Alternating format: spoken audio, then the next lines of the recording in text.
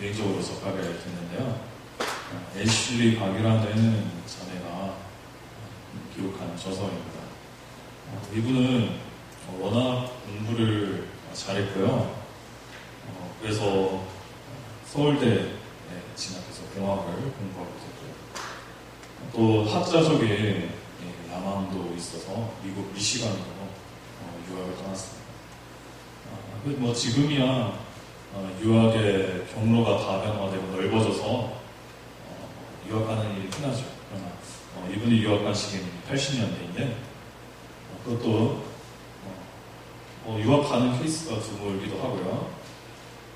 자매 여성 단신으로 유학 가는 케이스, 그것도 드문 케이스였죠. 거기다가 이분은 국비 장학생으로 발탁이 되어 있는 그런 국가적인 인재였습니다. 그래서 실력도 있고 본인을 향한 부푼 희망과 꿈과 여러 계획을 가지고 유학 기록을 했습니다. 그런데 이 미국에서 공부하면서 그 교회에 출석하는 목사님으로부터 한 형제를 소개받게 되는데요. 이 형제는 당시 이제 그 의대를 졸업하고 인터내셔널 과정에 들어가는 의대생이었어요. 그리고 이 남성은 형제는 굉장히 신앙이 좋았거든요. 그래서 마음이 결심이 서고 결혼을 하게 됩니다. 우리 보편적인 생각으로는 얼마나 이 유학 간 애슐리 박 자매가 이제 힘이 되겠어요. 물론 그 타지에서 공부하는 거 힘들잖아요. 뭐 밥 해먹는 것도 힘들고 한데 든든한 동반자를 얻게 됐으니까 얼마나 좋은 일이 됐습니까? 그러나 애슐리 박 자매가 결혼한 그 길이 변곡점이 되어서 애슐리 자매는 상시, 우울, 공허, 공황 겪을 수 있는 모든 불행을 겪게 되었습니다. 결혼이 결국 자신의 최대 불행이었던 것이죠. 물론 결과적으로는 이분이 이 어려움에 대해서 승리하고 그 과정을 승화시켜서 지금은 여러 그 깨어진 부부 관계를 회복시키는 그런 사역을 하고 있는데요. 제가 말씀드리고 싶은 부분은 아무리 신앙이 좋은 분이라도 부부 생활, 자녀 양육, 가정의 화평에 있어서 혼란을 겪거나 어려움을 겪는 분들이 많다는 것입니다. 뭐 가정을 생각하면, 우리 배우자를 생각하면 갈등을 떠올리고요. 상처가 자꾸만 나고 집에 오는 것이 평안의 안식처가 아니라 뭐 전쟁터예요. 그런 경우가 많다는 것이죠. 그리고 제가 근래에 이 설교 준비하면서 많이 들은 그 존 메가더 목사님의 설교를 들어보니까 이런 농담도 인용하시더라고요. 미국의 몽포멜이라는 그 장군이 이런 말을 했대요. 그 신사 여러분, 전쟁의 전쟁의 예술을 완벽하게 깨닫기 전까지, 마스터하기 전까지는 결혼을 꿈도 꾸지 마세요. 뭐 이런 농담을 했더라고요. 뭐 우리는 동의할 일이 아니지만은 상당히 뼈가 있는 그런 농담이죠. 많은 사람들의 경우 목숨이 오고 가는 그 치열한 전투보다 결혼 생활을 스트레스로 여기는 거죠. 치열하고 날카로운 긴장감이 있는 것을 가정의 결혼의 현장을 생각합니다. 그러나 가정은 폭력이 난무한 전쟁터가 결코 아닙니다. 하나님은 결혼을, 가정을 그렇게 디자인하지 않으셨습니다. 오히려 우리가 그 에베소서의 말씀을 통하여서 계시의 전진성을 통하여서 알잖아요.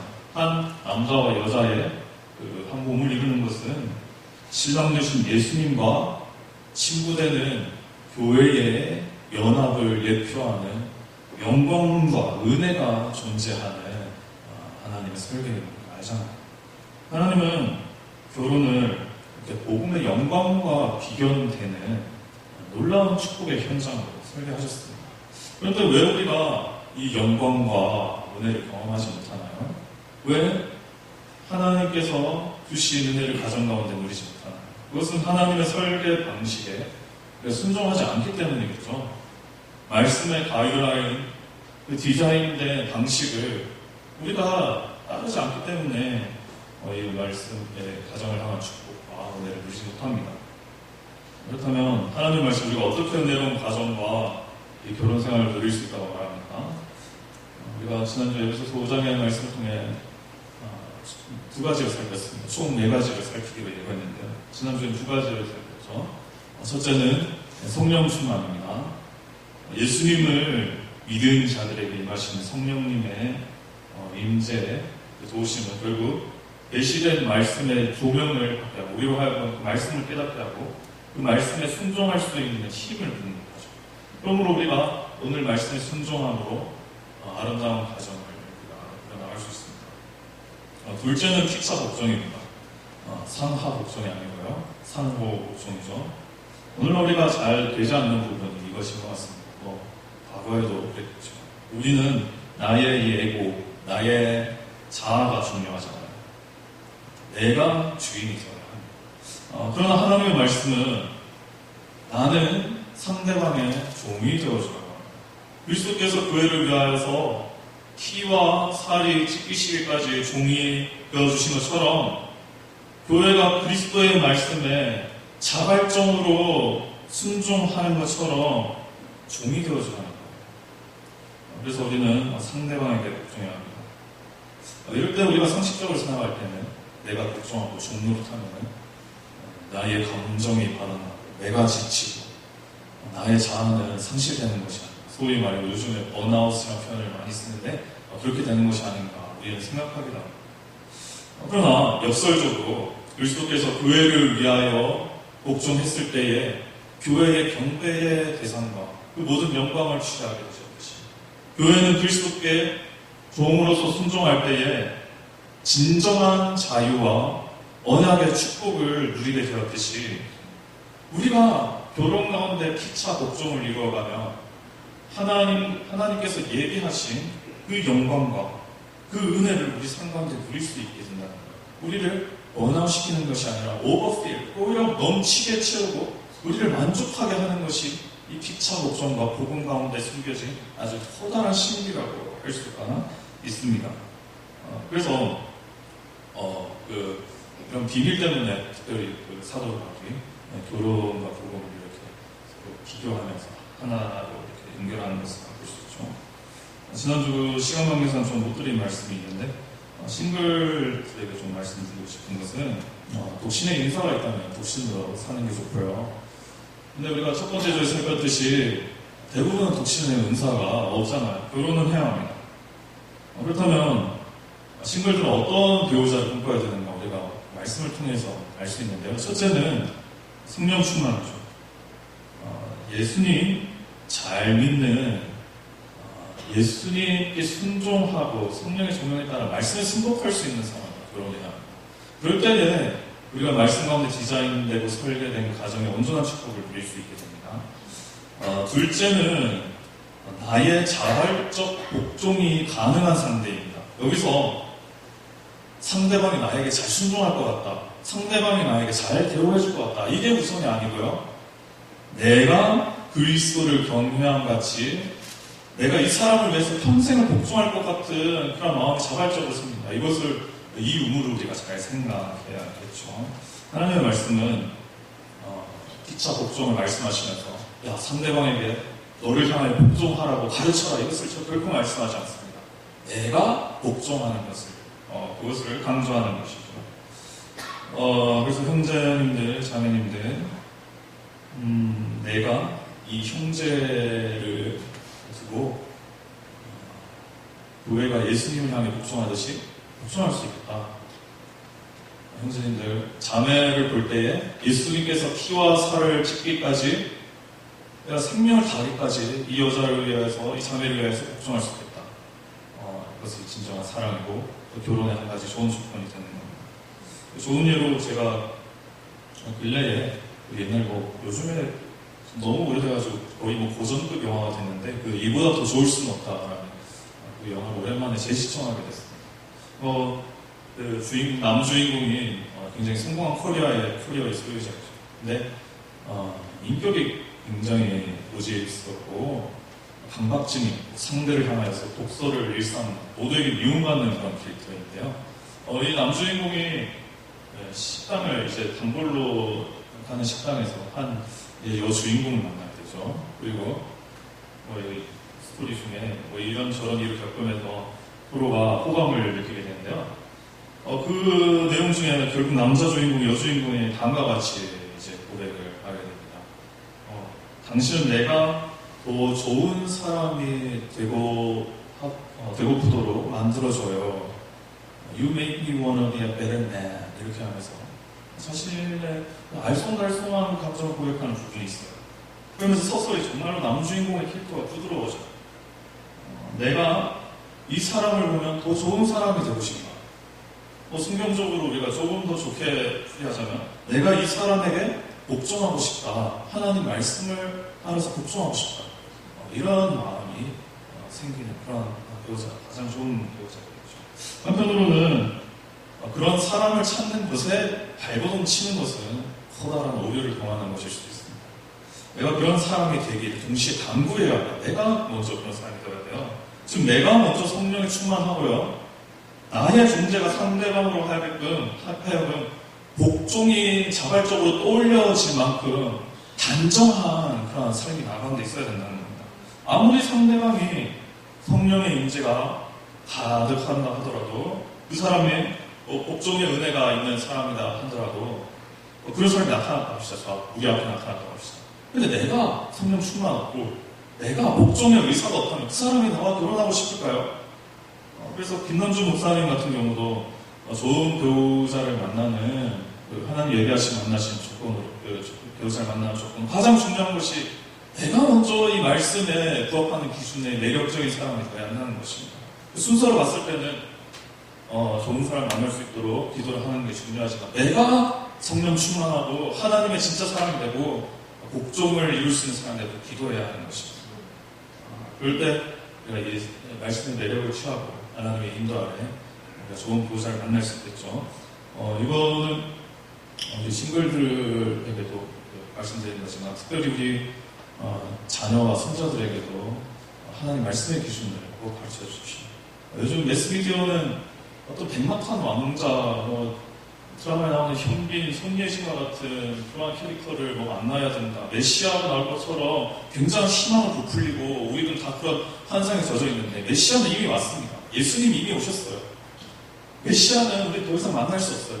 우리가 오신 메시아, 예수 그리스도를 닮아가고 그 예수님의 그 인격과 그 예수님의 품성으로 좋은 사람을 만나는 것이 중요한 거예요. 그래서 이것을 우리가 꼭 이렇게 우리 자녀들에게도 알려줘야 할 것입니다. 다시 오늘 말씀의 내용으로 돌아와서요. 지난주 우리가 결혼 풍요하게 하는 두 가지 사항 알아봤잖아요. 그래서 남은 그 예고된 두 가지 살펴봐야 되는데요. 남은 두 가지의 말씀은 피차 복종에 종속되는 그 구체적 실천과 관련이 있습니다. 첫 번째는 남편의 머리됨에 관한 걱정입니다.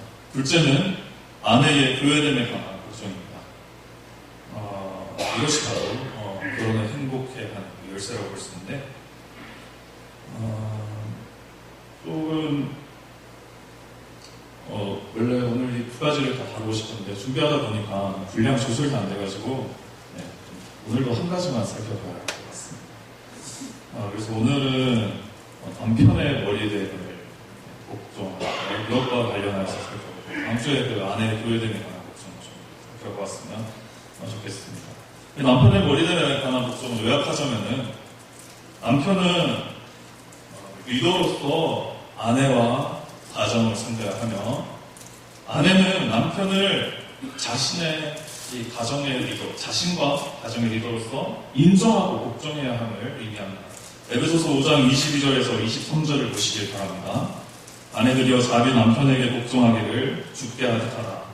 이는 남편이 아내의 머리됨이 그리스도께서 교회의 머리됨과 같음이니 그가 바로 몸의 구주시니라. 하나님의 말씀은 21절에서 피차 복종을 말씀하시면서 우선 아내들에게 공면하죠. 남편을 그리스도의 머리됨과 같이 나의 머리로, 가정의 머리로 섬길 것을 공면합니다. 그래서 지난주에도 제가 언급드렸지만 아마 많은 현대인들이 정말 이 말씀의 실증을 느끼고 환멸을 느끼는 것 같습니다. 이 머리 리더는 사회의 권위주의적인 그 인물로 인식이 되는 경우가 많기 때문인데요. 그러나 말씀드렸다시피 남편의 머리됨은 또 난폭한 권위주의나 독재주의를 일컫는 것이 아닙니다.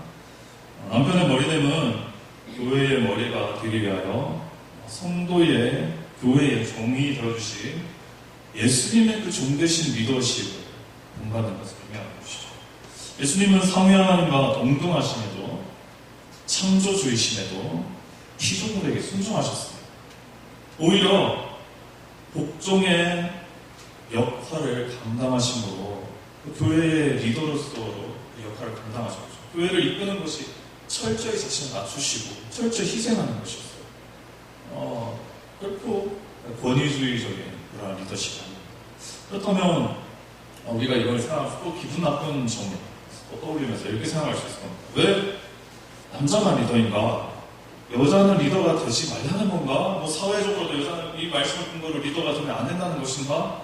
굉장히 우리가 못 믿어할 수도 있습니다. 그런데 이것과 관련한 답을 드리자면은 여자도 리더가 될 수 있죠. 왜 안 됩니까? 네, 될 수 있습니다. 성경을 보게 되면은 사사시대 때 드보라가 이스라엘 구원자 그 리더의 역할을 사용하는 것을 우리가 보게 됩니다. 남자들은 전부 다 겁먹어가지고 꼭꼭 숨었는데 드보라가 용맹하게 싸웠죠. 그 역할을 감당하죠. 또 우리가 뭐 가까운 신약, 특별히 사도 바울과 우리 본서를 기록한 사도 바울과 연관시켜서 여성의 리더십을 찾아보면요, 한 인물이 있습니다. 중요 인물인데 그 인물은 루디아입니다.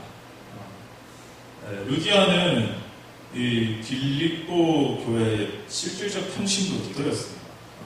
루디아가 그 교회 성장의 시작점이었고요. 교회를 더 건강하고 탄탄하게 하는 굉장한 그런 리더였다고 볼 수 있는데요. 이 루디아는 사실 우리가 그녀를 둘러싼 성경 본문들을 보면은 과부였거든요. 그래서 당시 시대에는 가장 소외 계층으로서 누구보다도 다른 사람의 도움을 요했어요. 그리고 사회로부터 인정을 받지 못하는 자였어요. 근데 루디아는 오히려 그 하나님 나라에 있어서는 가장 앞선 자로서 사람들을 이끌고 섬기는 역할을 하잖아요. 그리고 오늘 본서에 기록한 그 본문을 기록한 사도 바울도 이 루디아의 리더십을 인정했어요.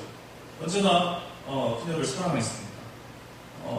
그래서 지난주에 말씀드렸다시피 이건 다른 부분이지만 하나님 말씀이 가장 레볼루셔널한 혁명적인 말씀이죠. 지난주에 제가 혁명을 잘못해서 혁신이라고 이렇게 말하는데 과거 헬라 로마 시대 때 여성의 인권이 어디 있습니까? 그 천부적 인권이 다 박탈당하고 심지어 로마 시민권도 주어질 수 없는 그런 자들이었는데 하나님 나라에서는 루디아가 가장 소외 계층이 사회사는 소외 계층이지만 가장 섬길 수 있는 자리에 서기도 합니다. 그래서 정확하게 알아야 할 것은 하나님의 말씀은 여성의 리더됨을 결코 반대하지 않습니다. 오히려 은사가 있다면 그런 기프트가 주어진다면은 여성이 내 리더가 되어서 하나님 나라를 섬길 수 있죠. 왜 못 섬깁니까? 루디아도 특별히 이런 은사가 많은 자였어요. 성경을 보게 되면 그 기질들이 발견되거든요. 어떤 그 리더로서의 직선적인 기질이나 이 곡선적인 기질이 둘 다 발견이 됩니다. 우리 그 루디아에 대해서 우리가 첫 번째 떠올린다면 자색시를 판매하는 것을 떠올리게 되잖아요. 그래서 자색시를 떠올리는 루디아를 생각하면 과부와 그 이미지와 연관시켜서 옷을 따가지고 좀 팔았겠지 이 정도로만 생각하는데 이 자색시는 과거 로마 시대 때 왕권의 색깔을 의미했어요. 그래서 이 자색시를 공급한다는 것은 그 로열 패밀리에게 이 귀족이나 왕족에게 옷감을 제공하는 것을 의미하는 거예요. 이 굉장한 사업을 하고 있는 거죠. 단순한 동네 판매 그런 게 아니고 일종의 그 제조업을 감당한 것이죠. 무역업을 하는 인물이 바로 루디아였어요. 이 뭔가 직선적인 이런 리더십이 사업적으로 면모에서도 드러나는 그런 캐릭터였고요. 한편으로는 굉장히 사람들을 품어줄 수 있는, 섬길 수 있는 희생적인 리더십이 있었어요. 보면은 손님을 대접하는데 탁월한 은사가 있었고요. 가진 재산을 욕심 없이 다 나눠줬어요. 성도들이 필요하면 그것을 나눠주는 그런 은사가 있다는 것이죠. 그래서 탁월한 그 리더십의 은사가 있었습니다.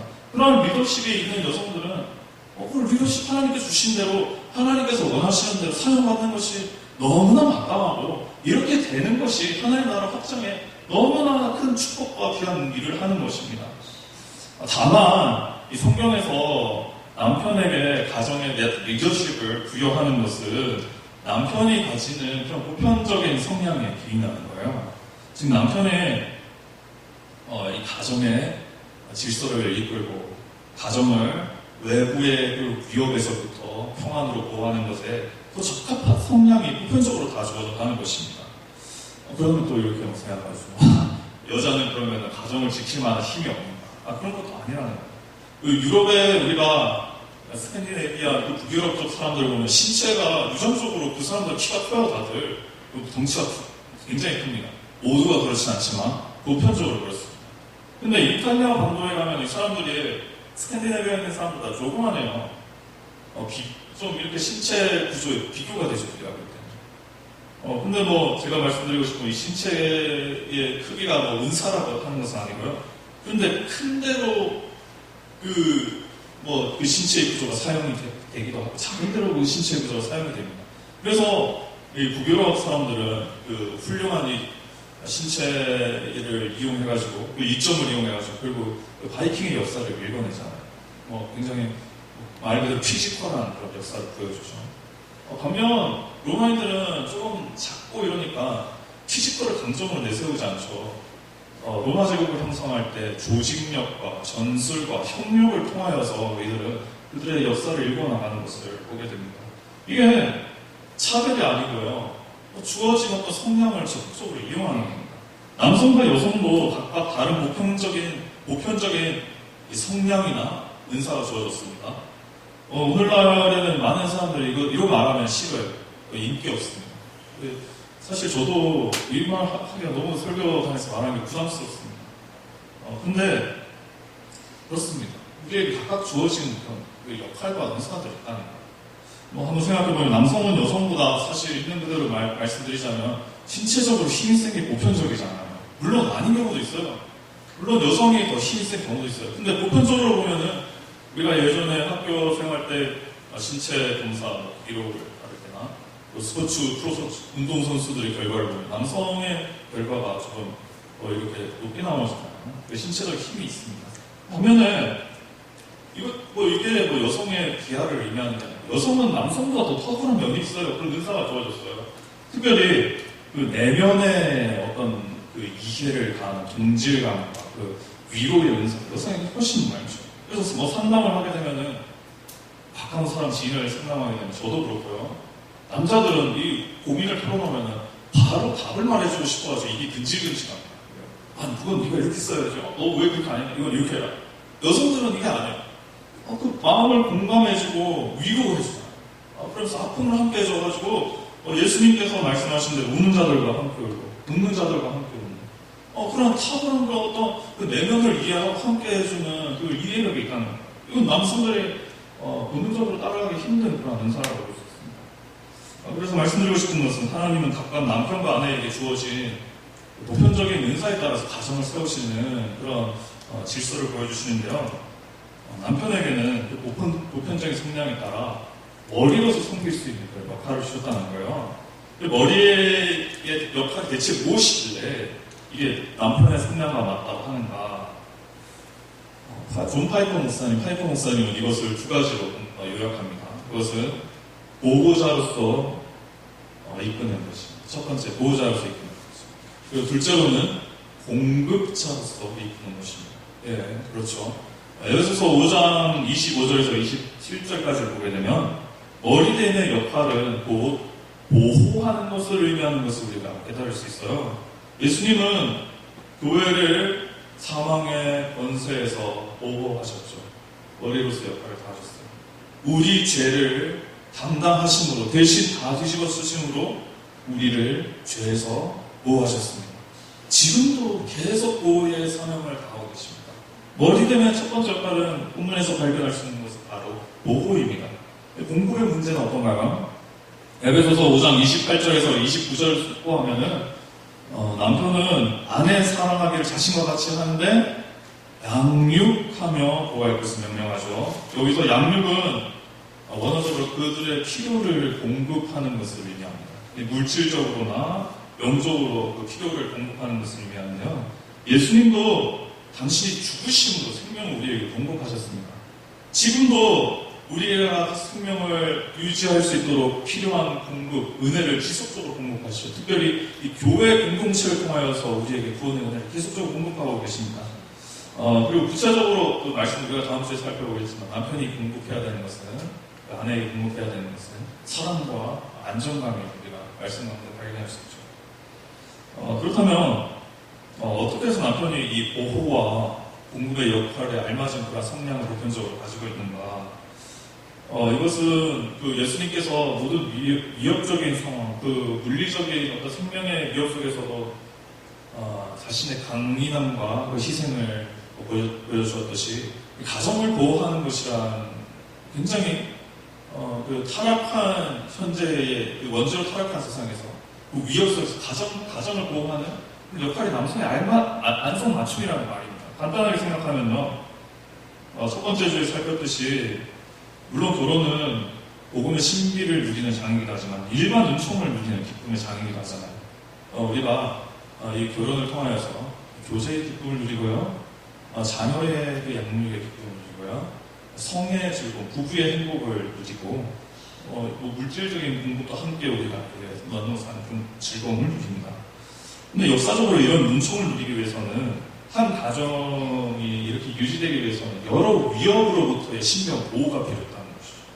가령 야생 생물, 동물로부터의 보호가 필요했어요. 지금이야 이게 무슨 말도 안 되는 소리냐 이렇게 할 수 있는데 야생 동물로부터의 보호가 필요했습니다. 약탈자로부터의 보호가 필요했습니다. 자연재해로부터의 보호가 필요했습니다. 과거에는 경찰 제도나 이 구조의 체계적인 제도가 없었잖아요. 누가 막 가정을 지킵니까? 누가 이 일반 은총의 기쁨을 지속하게 하는 겁니까? 여성도 할 수 있죠. 여성도 약탈자 있으면은 보호할 수 있죠. 그런데 더 적합한 성향이 남성에게 주어졌다는 것이에요. 그래서 우리가 국가 간의 어떤 침략이 일어날 때 가정과 그 재산과 생명을 보호할 때에 주로 군대를 여성으로 우리가 구성하지가 않죠. 얼마든지 여성으로 구성할 수도 있습니다. 그런데 남성으로 구성한 이유가 뭡니까? 좀 더 신체적으로 강인하기도 하고 투쟁적인 그런 성향이 있기 때문에 여성을 전면에 앞세우는 남성을 전면에 앞세우는 것이죠. 이렇게 남편이 보호하고 특별히 이 여러 악재와 경쟁에서부터 공급할 수 있는 적합한 은사가 주어졌기 때문에 하나님은 이 자녀를 보호하기 위해서 부부의 성과 이 부부의 행복을 보호하기 위해서 특히 과거에는 그 여성의 인권이 너무나 전무했잖아요. 이런 것들 보호하기 위해서 남편을 머리를 세웠다는 겁니다. 이 현대 사회에서도 마찬가지입니다. 사회가 겪는 여러 경쟁, 총성 없는 전쟁터에서 가정을 보호하고 공급하는 것, 이 역할은 여자도 할 수 있어요. 얼마든지 할 수 있어요. 그런데 남성에게 보편적으로 또 이 은사가 주어졌습니다. 그래서 남성은 이런 경쟁 가운데서는 조금 투쟁적으로 나아가는 거예요. 기분이 나쁜 일이 있어도 조금 더 거기에 맞서 싸우려고 하고 뭔가 이렇게 좀 치고 나가려는 그런 면이 많습니다. 그러면 여성도 그런 면이 있지만은 남성보다는 덜하고요. 여성에게 발달된 그런 좀 본능은 동질감, 어떤 유대감을 형성의 은사가 많죠. 그래가지고 하나님께서 창세기에서 원죄로 인해서 인류가 타락했을 때 인간에게 아담과 하와에게 벌을 주실 때에도 남성에게는 땀을 흘려서 일해야 된다. 그 상황에 맞는 그런 저주를 말씀하셨고요. 또 여성에게는 자녀를 이제 잉태하는 그런 고통을 또 이제 불러서 이렇게 주시는 것이죠. 이것이 일맥상통한 것입니다. 또 이걸 또 오해해서 제가 자꾸만 이거 오해를 반박하는데 여러 시간을 쓰는 거예요. 의아하신 성도님도 많을 텐데 우리 지금 나이 많으신 성도님들은 이 말씀을 좀 이렇게 많이 동의하시고 당연히 순종하시겠지만 요즘 젊은이들은 결코 아닙니다.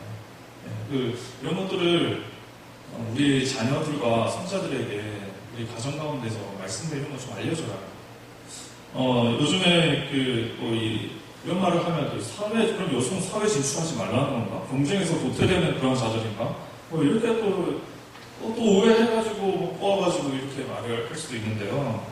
여성도 얼마든지 사회 진출할 수 있죠. 왜 못합니까? 근데 말씀드린 건 보편적으로 가정을 사회에서 노후하고 공급하는 남성이 잘할 수 있어요. 그 여성의 사회 진출은 성경에도 나와 있잖아요. 아까 살핀 루디아도 그렇잖아요. 루디아도 적극적으로 사업을 전개하고 사회 진출을 했습니다. 그리고 사도 바울도 그 반대하지 않았어요. 오히려 세워졌습니다. 그리고 우리가 사회에 이런 현상을 보게 되면 오히려 여성의 그런 사회 진출이 필요한 부분이 너무나 많아요.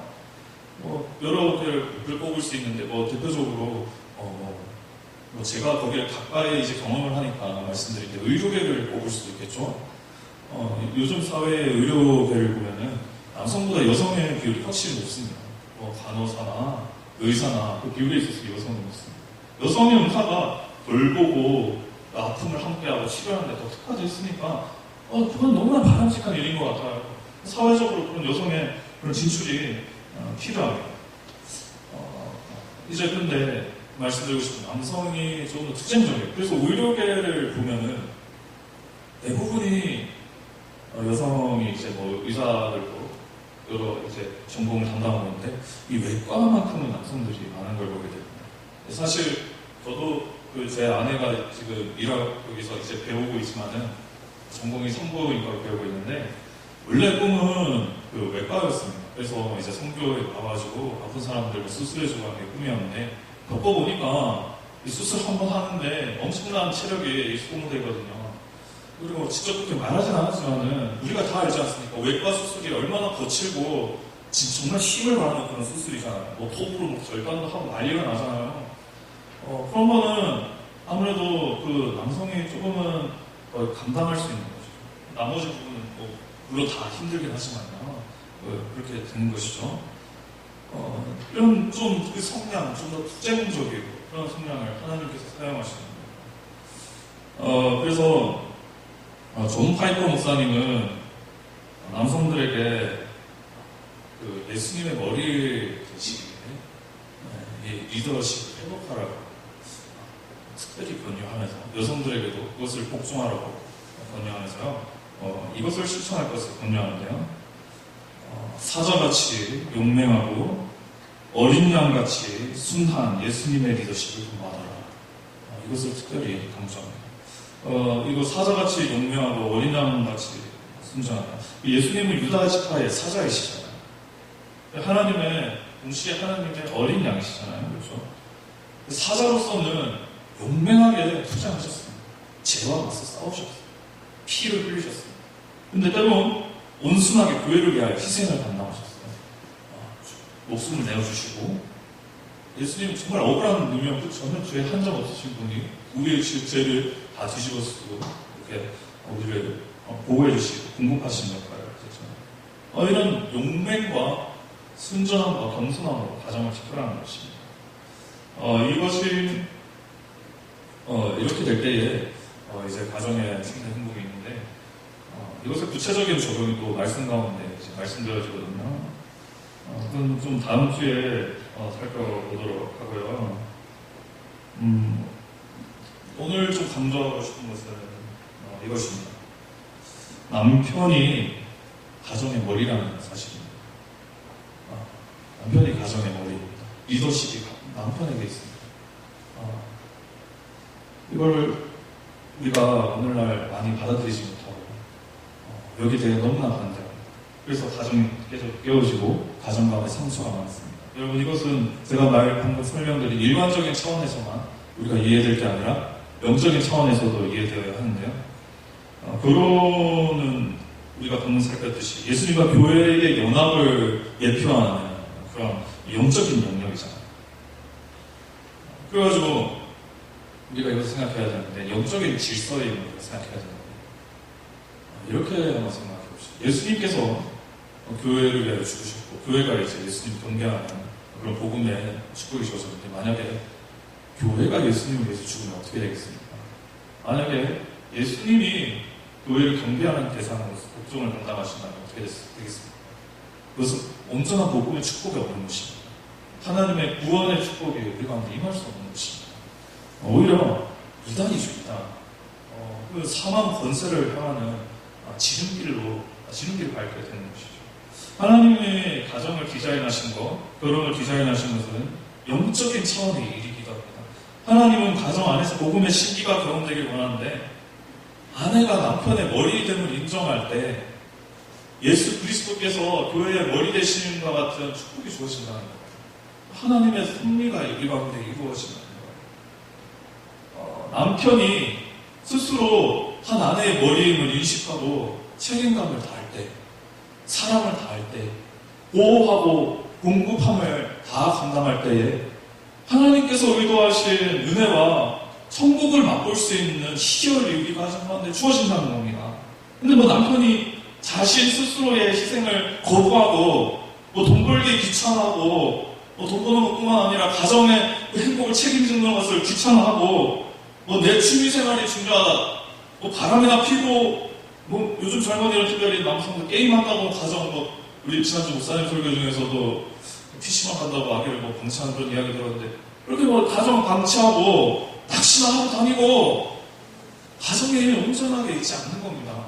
하나님께서 원하시는 영적인 질서가 어그러지고 영적인 수도꼭지 강이 메마르게 되는 것이죠. 그래서 특별히 아내들 남편을 머리로서 인정해야 합니다. 남편이 희생하고 우리에게 보호를 감당하고 우리에게 물적인 혹은 영적인 공급을 감당하고 있으면 우리가 인정하고 신뢰하고 지켜 세워주고 지지해줘야 됩니다. 남자는 정말로 이것은 번뇌적인 이야기지만 칭찬에 참 민감한 사람들인 것 같아요. 저도 정말 그런 하나의 에피소드가 기억나는데 과거 전도사로 첫 사역장 나갔을 때에 이제 부엌에서 설거지를 했어요. 근데 집사님 한 분이 남성이 여기 들어가지고 설거지하면 처음 본다. 그것도 사역자가 이렇게 설거지하면 너무 잘한다. 제가 신이 나가지고 그냥 설거지를 다 해버렸습니다. 그래서 그렇게 지켜 세워주고 인정해주는 거예요.